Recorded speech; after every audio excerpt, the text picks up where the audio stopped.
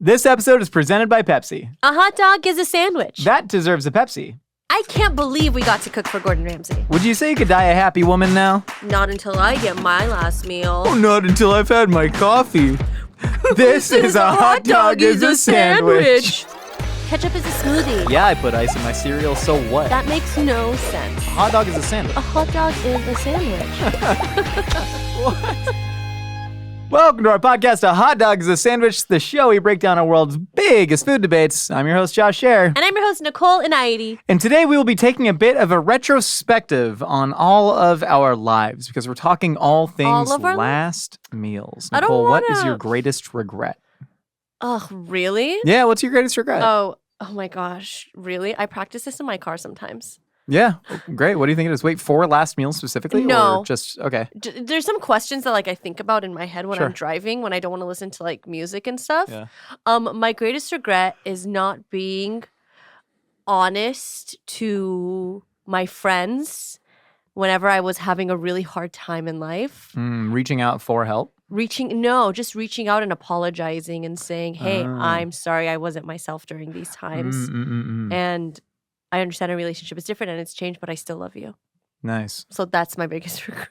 Nice. Mine's probably dropping out of college. It's pretty dead. Like in my fifth. You can always go back. I took 5 years to drop. No, I can't go back. You could always go back to school. You could always go. You could go back and become, I don't know, like a lab technician? Not trying to get an Adderall prescription as early as possible. That would probably be my biggest regret. Imagine I could have been a superhero by now. I think the fact that you didn't take medication makes you the superhero you are today. Oh, but also there's no stigma against medication. But also... get medicated if you got it. You know what I mean. Anyways, today we are power ranking all the episodes of Last all of them? Meals. We've done 44, 45 episodes. Fine, we'll rank our top 10. Okay, thanks. Last Meals, for those of you who don't know, I imagine pretty much everybody does here, but it's a show that we've been doing for, technically almost 3 years. No way. Almost 3 years. Was our first episode 3 years? First episode was January of 2022 with Rhett McLaughlin of Good Mythical Morning fame. Yeah. It wasn't 24K Golden? No, he was the first non-mythical guest. Because here's the funny thing. What we do is we eat a celebrity guest's ideal last meal with them. Our wonderful culinary team cooks it, and then I sit down there and eat it with them and interview them. Yep. How it started was I cooked my own last meal just because we wanted to do a funny one-off video. With Trevor as Patrick Warburton as a Grim Reaper. Yeah, Trevor as a Grim Reaper, and he piggybacked me away. That's right. But I couldn't stop talking about actual mortality and existentialism as I was making, of course, a whole loaf of garlic bread with ranch, a carne asada burrito, and shrimp cocktail. Good times. Great times. And then we sort of got this idea that maybe people would want to see others talk about death in that way too while eating their last meal. And when you're launching a show like that, you kind of need an example to send to celebrities to say, hey, would you like to be on this show? And so we did the first one with Rhett and Rhett McLaughlin. And I believe the first couple episodes, I did not eat the last meal with the guest. And we left all the food out. Yeah, and we would let the plates compile on the table throughout the rounds. And so I would just sit there awkwardly staring at them and then go... have a bite, like a hungry dog waiting at a table. I remember. But yeah, so we only did 6 episodes that first year, and then the second year we did 16, and then this year I think we're on track to do 26 or 27, which is really cool. It's really picked up. We've had some incredible guests on the show. So today we are going to judge them not by the charmingness of the guest. There is some overlap, but by how awesome their last meals were. Sure. What would your last meal be? Okay, let me pull out my notes. You have this? Yeah, I've had it. Nice. I don't ever expect you to actually interview me on this unless maybe one day I don't work here anymore and I become a big superstar. Oh my God, how cool would that be? Yeah, I mean, that'd be great. That would be great. I don't know if that's going to happen because I don't know how life works. Might do it for society or something? Yeah, sure. Well, again, this isn't a pitch or anything, but I think it'd be fun to be on the main channel. But that's just... Yeah, sure, man. We all like I'm just kidding.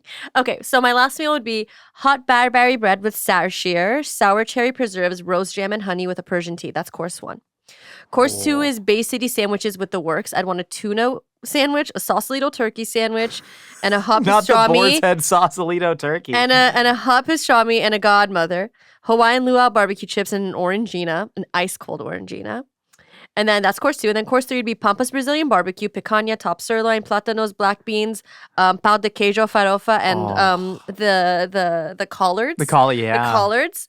And then course 4 would be my mom's ghormeh sabzi and my mother-in-law's rice with tadig and an ice-cold Sprite and an ice-cold Pellegrino. And then for dessert... full sugar soda in the last meal. Yeah. Woo. And then for dessert, it would be a custard ponchik from Papillon, microwave slightly. Yes. That's an ode to my father.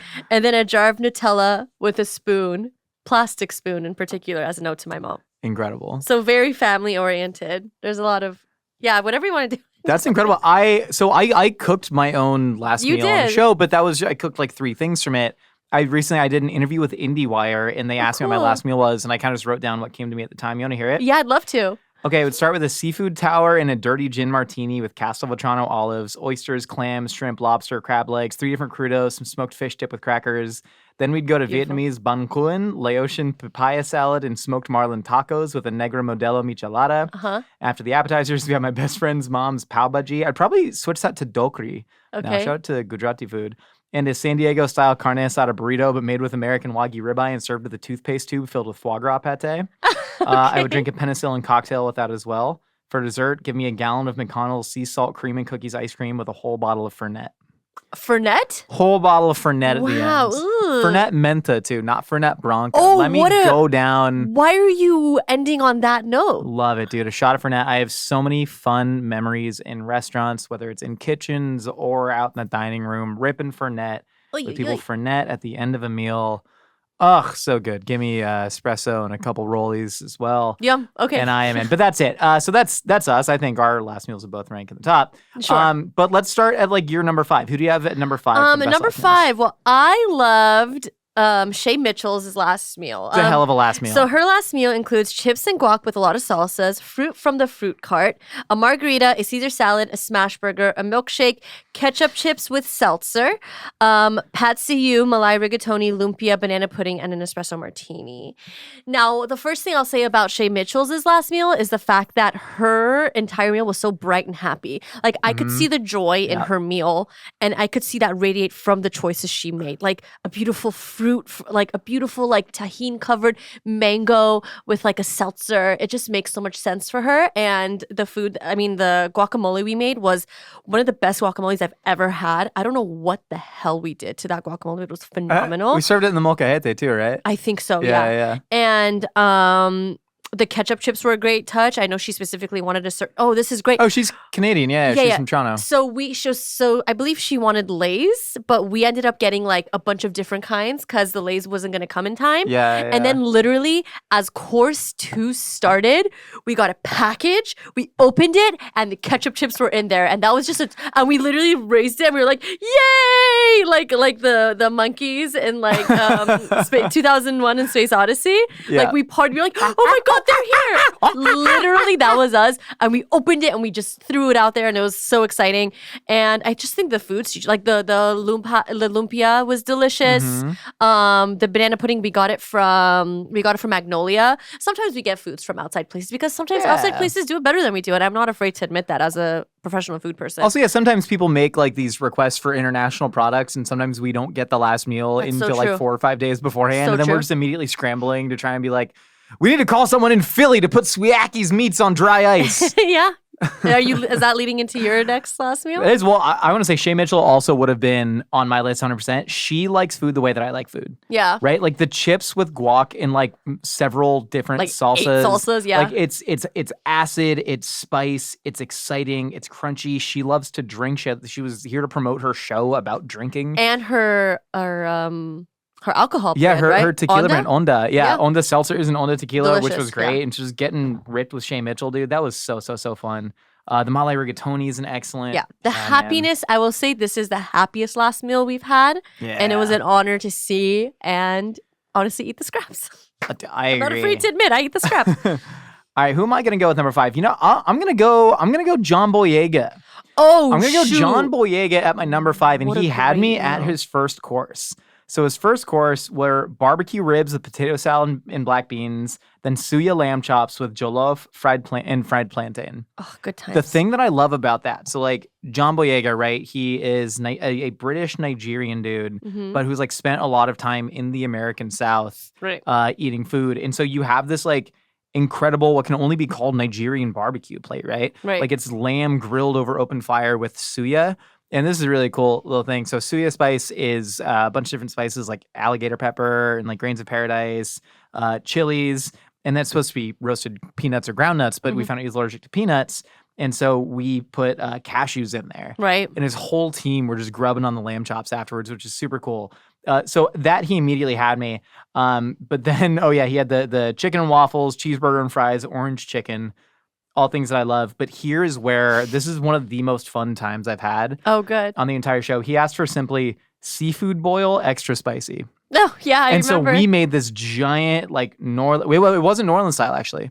It was Viet Cajun style? It was Viet Cajun style because Which we is put the best style. the garlic butter in it. Oh, yeah. Extra spicy garlic butter. He tasted it and was like, where's the spice, bruv? That's my John Boyega impression. And then we just brought like habanero powder.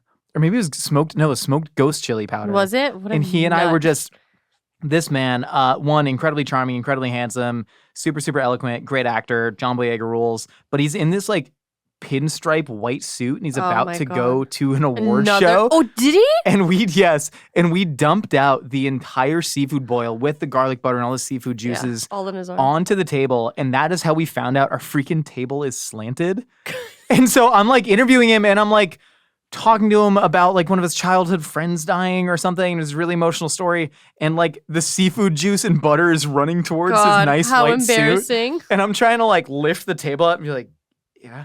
Oh my God, that's so hard. And anyways, it got all over his white suit. So embarrassing. But that was like, I think the single most fun time. And then he had peach cobbler, chocolate cake, or no, I'm skipping around. What do you have? Oh, golden Oreos, red velvet cake, and sweet potato pie, and then some gummy bears on it. Yeah. And great last meal. When I was asking him why the seafood boil, he was just like, I dated a girl from Louisiana. She was wild. I'm like, yeah, she was John Boyega. But those are the memories I feel like you always want to recount whenever you're like eating your last meal. Like, remember that one chick from Louisiana? Yeah, man. Why not? Yeah. I also loved the suya lamb chops. I thought that was one of Lily's first like culinary achievements, I would say, is making a bomb-ass cashew suya. I still think about it to this day as one of her like first and greatest culinary accomplishments in the kitchen. So it was the best feeling for me is when somebody's team, like whenever, you have a big movie star show up, they have a team that's like very serious and the publicist is coming to be like, hey, like, can we not talk about this? Be sensitive about that. Yeah. Whatever, make sure the lighting's right. And then when they get so hungry that all that pretense breaks, right? And they're suddenly like dapping you up because they're like big time Hollywood publicists dapping you up with a lamb chop in their hands. Yeah, like that's awesome. That's a good feeling. Agreed. Yeah. Next, I loved Serj Tankian's last meal. Serj. It was short and sweet and delicious. And this was the first time I think we did a surprise, right? This was the first time we added a surprise to last meals, which I love doing. You pushed us to do it, and I think it was the greatest decision. What did we make him? We made him a banana terracotta pie. Sorry, I coughed. Yeah. So he just wanted like 3-4 things on his menu. You want to do one more? Banana terracotta pie. Okay. Is it out of your system? Yeah, it's gone. Okay. The system is down. That's a good one. So he wanted 4 things. He wanted kibbeh chikofte, manti tabbouleh, and then for dessert kanafe and some coffees from his lovely coffee shop called Kavat, which is local in Eagle Rock. And I just loved his last meal because it was so him. Like it was just, he's a proud Armenian man. And it was an honor to have a proud Armenian man eat Armenian food. It was really sick. So I just love that. And then I love the addition of he also wanted each, which is sleeper hit, by the way. Dude, each is a sleeper hit 100%. I don't know that I ever need tabbouleh again if I have each. I know, it's so good. You know? And also, as the senior culinary producer of these episodes, I reached out to every single Armenian person I knew. I even asked David, who is in law school, to ask his Armenian friends, because these words, they have multiple meanings. Kibbeh means one thing to an Armenian person, Lebanese Armenian person, and to a Syrian Armenian person, and a Russian Armenian person. So I like really knocked down. I'm like, I need to find out the definitions of these words and what it means so I can give him the last meal that he deserves and truly wants. So like from a culinary standpoint, I just love the way that we were able to produce it. And then also, I don't know, it was just great to see him eat these foods, and like he had such a close cultural and emotional connection to all of them, and I just love the fact that we can do that for people, especially celebrities. It's really cool.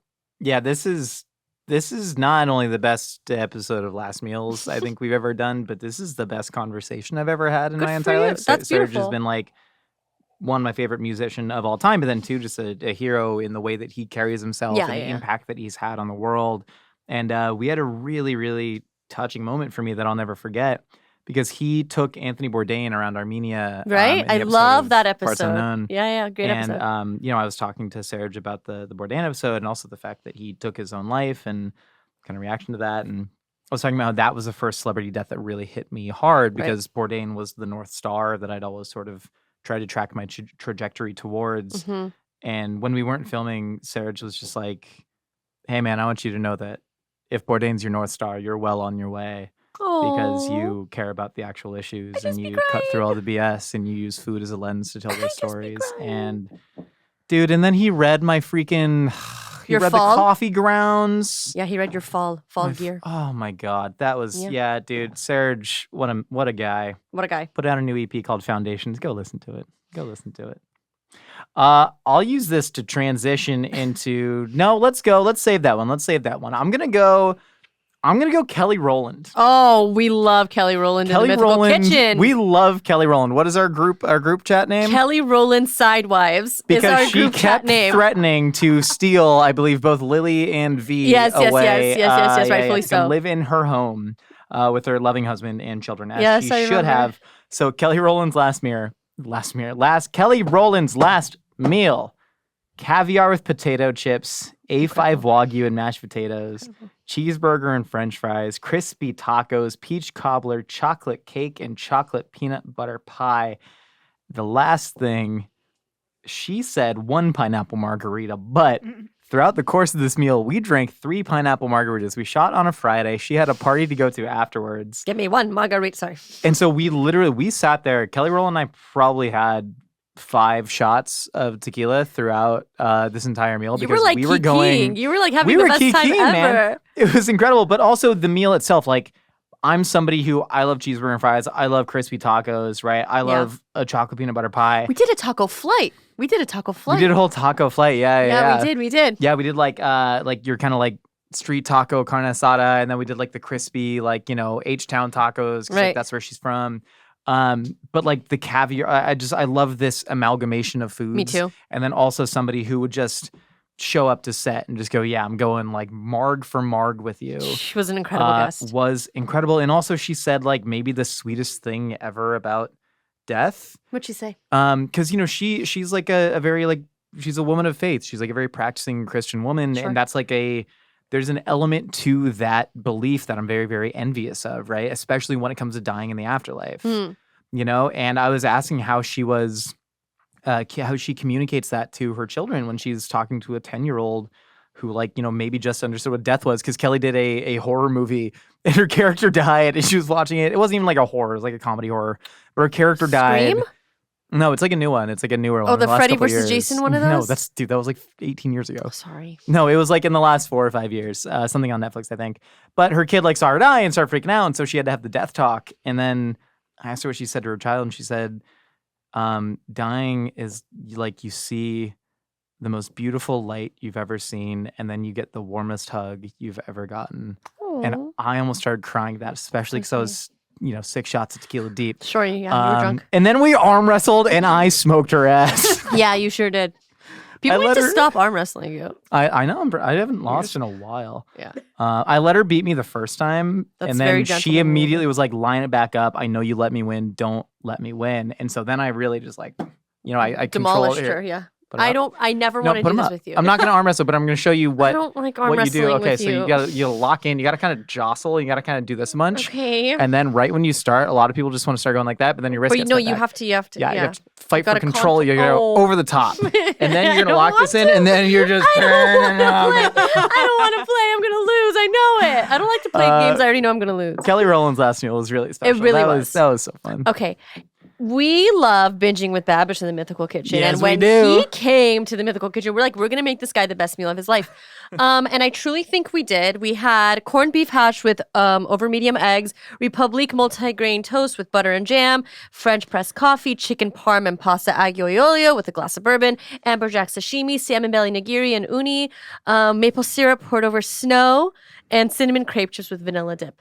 I love this so much. Well, first of all, just him coming into the kitchen and cooking for him. It was our second time doing it. The first time we cooked for him, we made him blood. Yeah. We made him on Food Fears. He's one of two Food Fears and Last Meal's dual guests. Well, who was the other one? I'll tell you in a second. Oh, okay. And I just adored the way that he came in with so much grace and I don't know, like humility. I don't know if that makes any sense.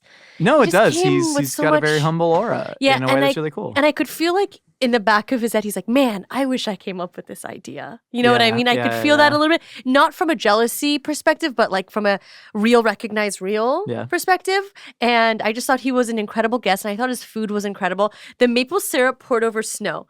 Now, whenever we have the ability to do things that are a little bit outside of the box and really make us grind our own gears, I think that's where the most exciting moments happen. Like we had to make snow. We live in LA. When did we shoot this? Like in the middle of like March or something? There was no snow anywhere. So we literally had to make our own snow. We had to buy this special machinery that clips onto your KitchenAid to make snow cone ice. And then we tried doing hot maple syrup. We tried doing cold maple syrup. We ended up making a almost like a caramel out of the maple syrup cooked to a specific temperature, pour that over, use different types of tongue depressors and sticks to make sure that we did it the right way. And it's just like those kinds of food moments just stand out to me because it was a clear food memory for him. And to be able to recreate that within the confines of our walls is just so cool. And we're so lucky that we are able to do that and just send people back almost like the Ratatouille moment. Like we're so lucky that we get to do that for people. Oh, I'm going to get emotional. I just love it so much. And then making chicken parm and aglio e olio, like he loves those. Do you remember what we so did much. with the chicken parm? Don't tell me what we did with the chicken parm. We did two different kinds of chicken parm. You did your chicken parm and then his chicken parm, and then you went on his show and did his chicken parm? Yeah. I went on his show Botched. Yeah. Where I claimed that he botched chicken parmesan. And I made my version of it, and he ate it and was like, man, I think mine tastes better, but this is more chicken parm. And then so we made both for him. Right. Yeah. And I just love little moments like that. And I thought his meal was really beautiful. And of course, Republique's a great restaurant. So anytime we get to show that place off, I'm a happy camper. That was a fun time. I love what you said about the emotion, man. That's what this food is. Like everything is just telling a story, and it's the story of this person's life, their fears, their ambitions, their hopes, their dreams, what drives them through the lens of food. Yeah. And I love that. And speaking of which, man, the next guy is just full of all of those. This is the most full of emotion and energy and zest and anguish and fear person I've ever met in my life. And his last meal was stupid. Terry freaking Crews. Dude. The most food you ever had. Terry Crews. I think he thought that we would edit it down. But instead, and he loved all of it. These were all dishes that meant a lot to him, but we cooked every single thing for him. List it off. This out. Spicy tuna, crispy rice, crispy bang bang shrimp, miso black cod, green salad, rack of barbecue spare ribs, collard greens, baked beans, bison ribeye, roasted broccolini, sweet potato, a flight of 3 smoothies, zucchini flan, zucchini flan, we had no idea what it meant. And we had to Google it a bunch. And then Colby made this incredible savory steamed egg custard layered with Colby, zucchini. go, yeah. Okay, back in. Frittata affogato, pause. We had to Google. No idea what that was. I don't know if you know this. We know everything there is to know about food, just about. Basically. There were 2 dishes that stopped us. Frittata affogato, it's an Italian baked omelet, means but drowned. covered in tomato sauce. Back in. Peri peri chicken, double cheeseburger and fries, and a strawberry shake. This man, Too much food. he one is like, 240 pounds or whatever of just pure twitchy muscle. And So he like strong. works out so often. And he doesn't eat until at least like 2 or 3 p.m. He And intermittent fasts? he intermittent fast, Wow. yeah. And our call time was 2 p.m. And I was like, dude, have you eaten today? He goes, no. I didn't He's know like, that. Yeah, because I Nut. knew that from the research. And so he had not eaten a single bite of food, and he shows up to set. And he also was like the most energetic, cogent storyteller. And he's so open, and that's a big part of his whole like ordeal is that keeping things in kind of increases shame, and other people can learn from you being open. And even though he makes mistakes, it's still a net good. And this man ate and talked and listened and emoted more than any person in an episode. Terry Crews, dude, what an experience that was. Beautiful. Woo! He was the other Food Fears guest. What? And he was the other Food Oh, Fears he was guest. the other Food Fears guest. Yeah. I picked that up after I realized. yeah. Yeah, turkey testicles. Yeah, and his last meal has about 4 times as many views There you go. as Food Fears. We love Food Fears, but it's never coming back. I have what I would consider the GOAT in my What? graces. Well, is this your number 1? This is not my number. This is my number 2. Number two. Okay, Tom Hanks. Autumn Shank. So when Autumn Shank. what? Autumn Shank. Oh, is that like something that Autumn like Shank. is that from like SNL? Simpsons, but go ahead. Oh, whatever. I don't watch The Simpsons. I don't know how many times I have to tell you. Okay, let me tell you his last meal. Taste of history from El Cholo, In-N-Out double, challah bread French toast, traditional Greek salad, add avocado and calamari with pita and tar masalata dip, white chocolate coconut bundt cake from Doan's Bakery. So, aka the Tom Cruise cake. So, whenever we got the note that Tom Hanks was coming into the Mythical Kitchen, we all kind of like freaked out a little bit, and we're like, "This is real now." No, I kept saying that it's not real until his car enters the parking lot. Well, I didn't believe it. Well, I thought it was real. I You was thought like, it was real. Of course I guess. Whenever I saw the emails, I'm like, this is 100% happening. I'm so excited. We really have to tighten up the ship. So you and Annalise and maybe one other person. Maggie, did you go to El Cholo? No. Oh, so Josh. KG, I think. Josh- Oh, no, we like actually went there and dined. Yeah, it So, was just yeah. me and Julia. Oh, you, Julia, and then you But guys Annalise went, and Jared, her husband, we met at the movie theater to watch Tom Hanks' movie, A Man Called Otto. That's right. that he was So promoting. you went to El Cholo. I never had El Cholo before, and then we went on a wild goose chase to try to buy the plate from the place. And they're like, we're not going to sell the... We gave KG the PA, Yeah. not PA the KG the PA. We gave her like all the petty cash in the drawer and was like, Go! ask how much they want for the plates. I was like, Yeah. here's a budget of like $200. And apparently KG goes up to him and just goes, I have $200. Can I buy your plates? And we're like, no. That's not how you do I'm it. gonna follow But that was a really whenever he came in through the doors, I was like, okay, time to get real. This is about to be a great freaking experience. Even if we never do this again, like the fact that we get to cook for Tom Hanks is very cool. You and I had a little bit of a tiff this day. I don't Do you remember want that. me to, do you want me to unpack teased it? earlier. Unpack it. Okay, so in the traditional Greek salad, you told me to ice the red onions, and I said, yeah, for sure. And then you said, no. And then you said, look at me, and I said, okay. You said you need to make sure that the red onions are iced, like in ice water. Soak them in ice water, yeah. Soak them in ice water until the last minute, and then dry them off, and then put them in the salad. And I'm like, Was I that intense about it? yes. Well, yeah. What? Tom Hanks was coming. Yeah, Yes. yes. And I don't think tiff is the right word. I just think you had high expectations and you wanted us to also have high expectations. Yeah. So it was a good thing. It wasn't a bad tiff. It was a good. It's a normal. A tiff is bad. No, I don't think a tiff is Now bad. this is a tiff. Now you've We're created a tiffing tiff. about the now tiff. we're tiffing about the tiff. I don't want to We're tiffing tiff about the non-tiff, I'd say. Okay, it was a non-tiff, but you basically made me feel like I was like very like nonchalant, like okay, whatever. Like I was gonna blow you off about it and not do it, and I was like, I'm gonna do it. So I think they're unpacking so much more than just food here. Oh, yeah. But yeah. it was just great to have him like, and also everyone on his team thought the tar masalata was homemade. It was from a jar. It was from a jar. I'm sorry, Tom Hanks and your team. We never lied. They just said, "How did you make it?" I'm like, "Oh, it's a recipe." That's not a lie. That's just a long stretch of the truth. But yeah, so long story short, the fact that he wanted such cool Greek food. I know he's Greek Orthodox. He converted for his wife, but I just thought it was cool. He had so many like delicious like LA classics. He had some great Greek food, and He of showed course, that he really cared and thought about it. yeah. He which really is really did. cool. And the Tom Cruise cake. Tom Hanks eating Tom Cruise cake. How Top funny. cool cake. Taco cake. Taco cake. Taco cake. Yeah, Or and then taco cake. he was talking about whenever he like has the cake and it just by sliver just disappears over time, and I thought that was really funny. Yeah. I loved him. He was great. So during that, Tom Hanks was here for only 2.5 hours, and he and I, at the most meaningful moment for me was after the cameras had cut out, and he was super talkative with everyone. He was talking with our cam op and editor Taylor, just being like, "Oh, where's your family from? Oh, Joliet, Illinois, cool." But afterwards, we'd been talking about history throughout the whole thing, and then Tom just looks at me. Cameras are completely cut. He could have walked out the door. He'd already wrapped, and he just goes, "So what you reading?" And I told him I was reading a book about the history of food in World War II, which is the most Tom Hanks thing to answer.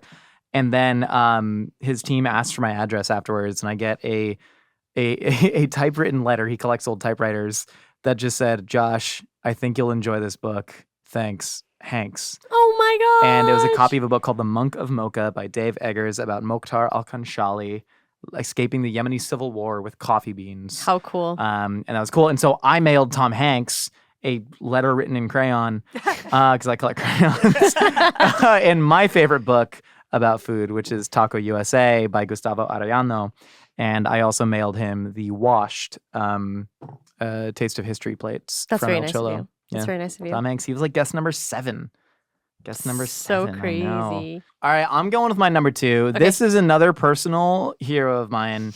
And this is before a lot of the fame. Not to say that I was like, OG on the train, but been watching him since he was drafted in like 2013 or whatever. This is Jason Kelce, man. Nice. This is Jason Kelce. His meal: chocolate chip pancakes, King Kong French toast from like a place in the valley, Mama Kelsey's dinner rolls, Skyline chili dip, D'Alessandro's cheesesteak, shout out Delco, ribs from Joe's Kansas City, trio of chicken wings, the Cabanosa sausage from my Swiaki God. Meats, fancy beanie weenies, Panang curry and garlic naan, 2 things that do not go together from completely separate countries, pralines and cream, ice cream stocks, pound cake, and Fish Town, in a bowl of fresh berries. And when asked why the berries, goes, "I just feel like, like bears eat a lot of berries. I'm kind of like a bear adjacent man, Yeah. so it just feels like fitting when I'm eating a bunch of berries." So cute. Agreed. But this meal, this is another person who loves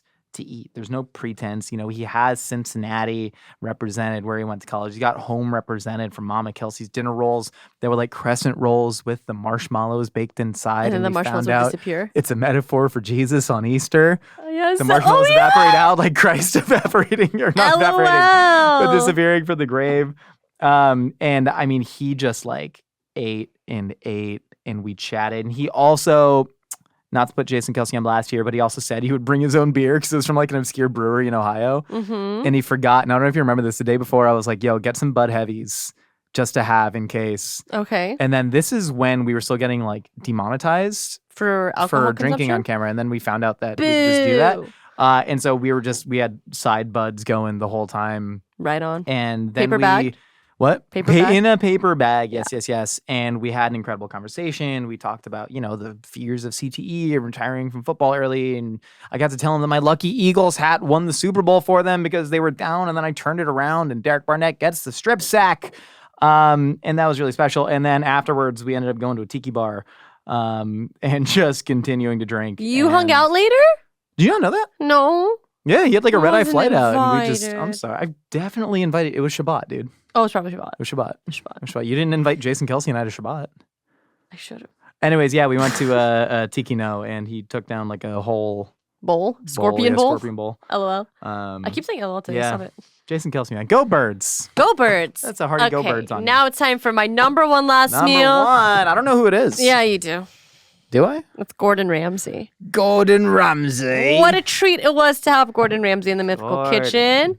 What a process it was to get his ass in here. My God, it was crazy. I flew to Vegas to compete on his show. Yeah, with Rhett and Link. yeah, and you won. I won. I Good. barely beat Rhett. Rhett had a really good showing. So his meal was a full English breakfast with scrambled eggs, butter chicken, chicken wings, and a double from In-N-Out, beef Wellington, a gin and tonic, sticky toffee pudding, and a deep fried Mars bar. Do I think he curated this list? No. Absolutely. I think maybe one of his assistants or a publicist or a friend or something did it for him, and that's fine. I think he had influence. I think celebrities, they come in here and like they don't really, they're so busy, like they don't have time to really like lock it down or spend too much time like mulling it over, which is totally okay. Like we're here to just make a great show and to make them happy and comfortable for 2 hours while Josh interviews them about dying and death and things like that, and have delicious food in front of them. The fact that we got to make some of his most iconic dishes for him was incredible. Nice. And the fact that he was so complimentary of all of it was so impressive.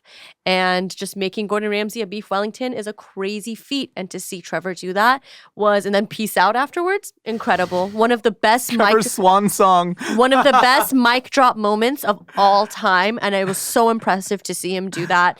The sticky toffee pudding Lily made was freaking gorgeous, incredible, soft.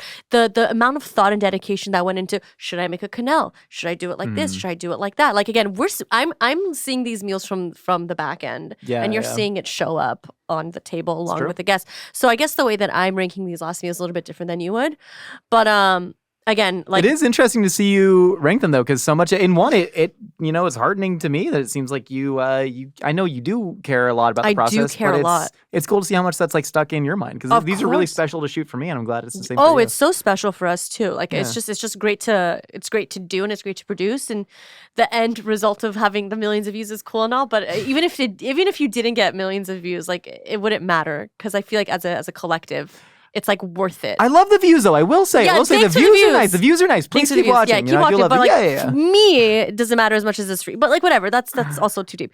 But making him an English breakfast and making those scrambled eggs. I bought a masterclass. Yes, you did. I bought us all a masterclass, and I'm like, sit down and watch these videos multiple times a week. Understand it, learn it, make this your whole entire personality for like the next week, and then you can delete it from your mind. And I did that with every single person that was responsible for making the foods, and I'm so glad I did, because it really created a beautiful product. It made for a great interview. And yeah, also he hated the deep fried Mars bar, and I love that so much. That was my favorite. Whenever he's like, ugh, deep fried Mars bar. Disgusting. Like that was one of the moments where I'm like, yes, like even like anytime we get an emotional, like visceral reaction from food, good or bad, like I'm just like, yes, I'm so glad he did that. So it was definitely the greatest last meal, in my opinion, from a food perspective, from an interview perspective, from there's an all-around perspective. Is one of the bucket list moments, and every time someone say something cool about yourself, I say I made Gordon Ramsay scrambled eggs. So that was the biggest turning point for Mythical Agreed. Kitchen in general. Yeah. That felt very much. I mean, Tom Hanks was of course that, but like Gordon Ramsay was truly like, we have the real arrived. I was marching through the prep kitchen earlier that day, just going, "This is our Super Bowl." Yeah, happy Gordon Ramsay Day. Give them nothing and take from them everything. And I kept saying Happy Gordon Ramsay Day. That interview for me was really, really special. And I'd been critical of Gordon Ramsay in the past for kind of portraying this like mean, caricature-ish person on television, screaming in an industry that is filled with so much verbal abuse in that way. Sure. And, I really kind of held his feet to the fire on that. And the thing that I learned is that it's not a caricature for him. He like is filled with true belief that this is the way he can help people, and who the hell am I to tell him that he's wrong, right? And for him, he's like, he has helped people. Yeah, and there's all these people who are like, he doesn't act like that with the kids, and I was like, that's because it makes bad TV. But from his perspective, I don't believe that's the case anymore. For him, he's like, when we get these business owners on television or fully fledged adults who say, I want to be a chef, and I see they're not doing the things that are going to make them successful, I'm going to hold their feet to the fire until they are doing the things to make themselves successful. And that's increasing their level of happiness, because if not, they're just going to fail. You need to be tested like, all these restaurateurs, they are already failing. Right. Why would you want me to be? He's like, people have been soft on them their whole lives. Again, I don't know if it's my exact, methodology that I would use per se, but this dude has been a lot more successful than I am. So who the hell cares? He actually influenced me during that interview to be, way meaner to people. No, not meaner. He influenced me to hold myself more accountable and hold other people more accountable. Agreed. Because that is ultimately good for them, dude. Gordon Ramsay was awesome. I got a wild card for number 1. What is it? It's my favorite last meal of all time. Oh my God, I already know what it is. Corbin freaking Bleu, man. Oh, the wheelbarrow. Corbin Bleu. We wheeled him out in a wheelbarrow. Corbin Bleu won. I mentioned earlier the early guests on Last Meals who had to take more of a leap of faith because who the hell knew what the show was at the time. Corbin was one of them, and he is still to this day the only guest to request to just have a FaceTime meeting with the chefs. That was great. To discuss the specifics of his last meal. Corbin Bleu, I love you to this day for that. And so he was like, I love curry. It's my favorite food, but there's so many different kinds of curries. And so I don't know which one I should do. And I was like, what if we just did like a curry sampler from around the globe? We do like Jamaican oxtail curry. We go like massaman curry from Thailand. And then he said the same thing about pasta. And we literally just diagrammed all of this out. And he was like, I love poutine because his wife, Sasha, who's just also like the loveliest person, she came with him, is Canadian. He's like, I want poutine, but also I want it to be like, can we do like an A5 Wagyu poutine? I was like, yeah, can we do like a bone marrow gravy? And so we just diagrammed all this out in like a video call beforehand. Mm-hmm. And then he showed up and he was so cool and gracious. And that A5 Wagyu poutine with roasted bone marrow gravy is still to this day maybe my favorite thing. Mm-hmm. From the top, chicken liver pate with grilled bread, non-alcoholic white wine spritzer that we made with passion fruit and the non-alcoholic wine. That was just delicious. Grilled cheese with fries, A5 Wagyu poutine with roasted bone marrow, a trio of curry, Jamaican curry oxtail, massaman curry, chicken makhni, Italian sausage on a bed of peppers with onions and tomato sauce, pappardelle with maitake ragu and fresh truffle, that's right, the white truffle, rigatoni alla vodka with whipped ricotta and basil oil, raspberry sorbet with macerated blackberries and basil and key lime pie. Corbin Bleu, you are my official number one last meal of all time, and that was such a special moment for me. And that is our official combined top 10 ranking. I will throw in one wild card, Joseph Gordon-Levitt. You it was can't 10 do wild cards. You bowls of cereal. That was funny. And that was awesome. Some people were like, that's disrespectful. And I was like, nope, that is the best. That is the easiest last meal of all time. God bless you. Thank you. You're the JGL. man. That was good. Everyone, let me know what your favorite last meals were of the series. Yeah. We want to know your opinions about it. And I have fun doing it. It's a good time. I am craving a big slice of pizza and an ice cold Pepsi for lunch today. Nicole, what if I told you have the power to make that happen? I do? Yeah, and you know how I know that? Because you're real smart. That's one of the reasons. The other reason is that I had the same dream that you had, except this was a couple days ago. We basically lived parallel lives, but I was craving an ice cold Pepsi and a big old slice of pizza, and I was at the airport, and I was coming back to LA, and so I like really needed some food to get me through that last leg of the journey. And I was on the plane, and I opened my pizza, and the flight attendant came by, and I got the free chips, and I got an ice cold Pepsi Zero Sugar. And I will never forget this borderline spiritual experience of eating that spicy from the pepperoni, salty, chewy pizza, going to the crispy chips, and then resetting my palate with ice cold, refreshing Pepsi Zero Sugar, that perfect amount of acid to just cut through all that fat in your palate, and then back to the chewy pizza, crispy chip, refreshing Pepsi, chewy pizza, crispy chip, refreshing Pepsi, and it made the flight so much better. My lunch was absolutely saved. I love story time with you, Josh. It's my favorite. But moral of the story is Pepsi makes your food taste better. Everybody knows that. So grab a Pepsi Zero Sugar for your next meal, as food deserves Pepsi. This episode is sponsored by BetterHelp. Nicole, you know what my favorite part of the holidays is? Lighting Shabbat candles. That's top 8 at least, but I'd say it's curling up on the couch. It's getting cozy. It's drinking a nice warm mug of peppermint tea. I'm a peppermint tea guy. Sue me. But you know what? Sometimes the sads, it starts creeping in, Nicole. You know what? I get the sad. I really do. No, I have been going to therapy for it. But a great way to get that little warm, cozy feeling in your mind is to see a therapist and to talk to someone about it. Because the holidays specifically can also be really hard for some. I know like people who have gone through certain family traumas, you know, it always gets a little bit tougher this time of year, especially when you see other people celebrating like that. So I've always found it very helpful to talk to a professional about it. If you're thinking of starting therapy, give BetterHelp a try. It's entirely online, designed to be convenient, flexible, and suited to your schedule. Just fill out a brief questionnaire to get matched with a licensed therapist and switch therapists anytime for no additional charge. Find comfort this December with BetterHelp. Visit betterhelp.com/hotdog today to get 10% off your first month. That's BetterHelp, HELP.com/hotdog.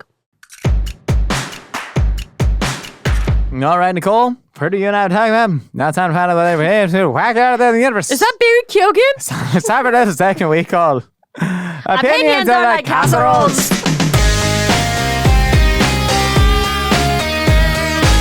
Well, Nicole, we went too far over time, so we only have 5 minutes to take to the last opinion. That's all right. Let's do it like one little opinion for you. Okay. I drank some bodily fluids from the bottom of a bathtub. Oh, you're very excited. Hey, Bad at Kyogen. what's going on, Josh? What's going on, Nicole? Hey, Josh, I'm bad at Kyogen. he made his voice Realistically, lower. after the You hear last that? Becky Lynch podcast, I'm just curious. She had a much shorter list than most of the people that have come on the show. What does that mean? And I really want to know, is there a difference between quantity and quality?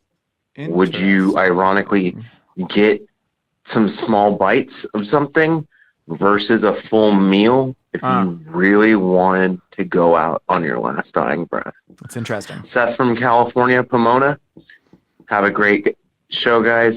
Love the show. Have a good one. Shout out Pomona. I was going to go to Cal Poly Pomona to go in and hotel management. Yeah, You know Cal that? Poly Pomona does good work. Um, I won the Pomona Pitzer Invitational Shot Put in 2012. So accomplished to Thank look at you. I won a T-shirt. I don't know what this question is asking. It was so many words. I was flabbergasted. Well, so they're asking for your last meal, would you rather have like full portions of your favorite 3 foods or say quarter portions of your favorite 12 foods? I'm not good at math. What is the question? I feel like I explained it very clearly. So little bits of it? Yeah, somebody once told me that their last meal would be a single bite of their top 100 favorite foods. Oh, no. I feel like a single bite doesn't work for me, but I do get it like 3 bites. No, I want a full panoply. I want the whole shebang.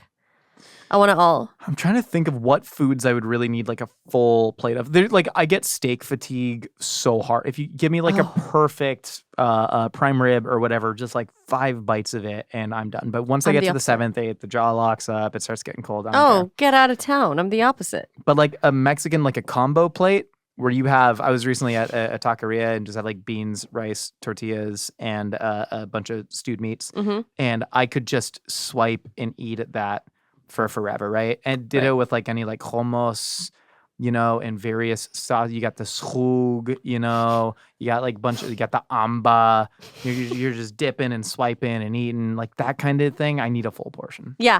When I die and if God will give me a last meal, I would like for it all to be a huge panoply and eating it with my whole family. Yeah, that's beautiful. You know who's another honorable mention? And friends. Not only family, but friends. I'm family at this point. You know who's another honorable mention? Emma Chamberlain. Oh, I loved Emma was her in her last meal. Emma's last 100%. meal was her, and she is her last meal. And I loved it. And the best part of that last meal was, quote, a bunch of tater tots with like 7 different aiolis. With like 7 was verbatim in the email. Yeah, and we made like 7 aiolis.